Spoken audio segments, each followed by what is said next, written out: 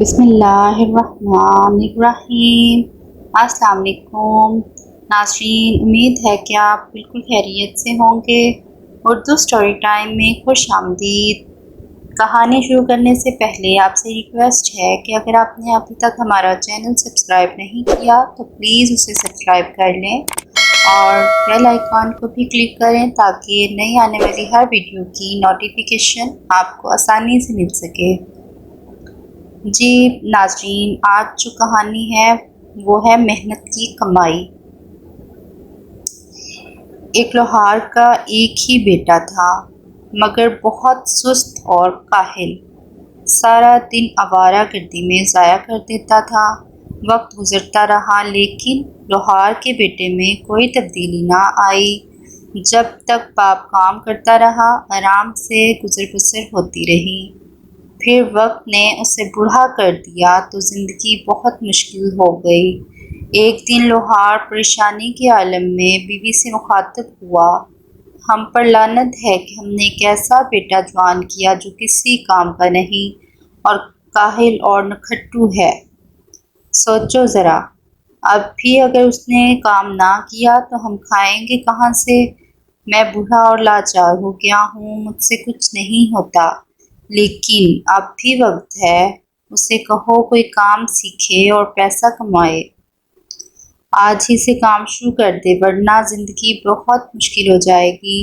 لوہار نے اپنی بات ختم کی تو اس کی بیوی بہت پریشان ہو گئی۔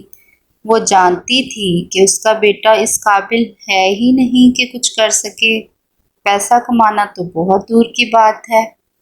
سوچ بچار کے بعد اس نے تنہائی میں بیٹے کو ایک سکہ دیا اور کہا کہ دن کا زیادہ تر حصہ باہر گزار دو، شام کو گھر آ کر اپنے باپ کو سکہ دینا اور کہنا کہ تم نے یہ کمایا ہے۔ کاہل بیٹے نے ویسے ہی کیا جیسا ماں نے بتایا تھا۔ شام کو جب وہ گھر لوٹا تو اس نے سکہ باپ کو دیا تو باپ نے سکہ لے کر انگلیوں میں گھمایا اور چولہے میں جھونک دیا اور غصے سے بولا، یہ سکہ تم نے اپنی محنت سے نہیں کمایا۔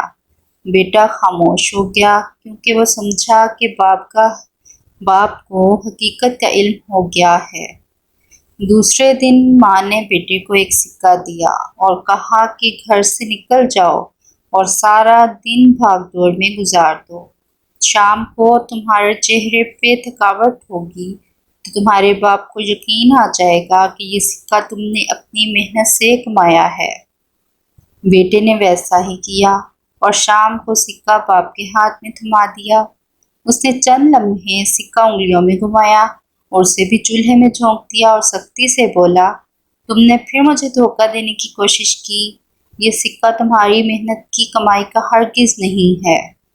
ماں نے محسوس کر لیا کہ اس کے بیٹے کو کچھ کرنا ہی پڑے گا، چونکہ جب باپ نے سکہ آگ میں پھینکا تو بیٹے کے چہرے پہ پریشانی کے کوئی بھی آثار نہ تھے۔ اگر یہ سکہ اس نے اپنی محنت کی کمائی سے کمایا ہوتا تو وہ بہت پریشان ہو جاتا۔ ماں نے بیٹے کو سمجھایا، اب تم جان چکے ہو نا کہ اپنے باپ کو بیوقوف نہیں بنا سکتے، اسے مزید تکلیف مت دو۔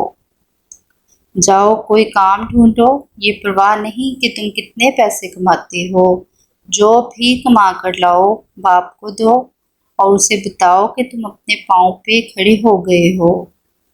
بیٹا خاموشی سے چلا گیا اور ہفتے بھر مختلف جگہوں پر کام کیا۔ جب اپنی محنت سے کچھ پیسہ اکٹھا کر لیا تو اس نے باپ کو لا کر دیے۔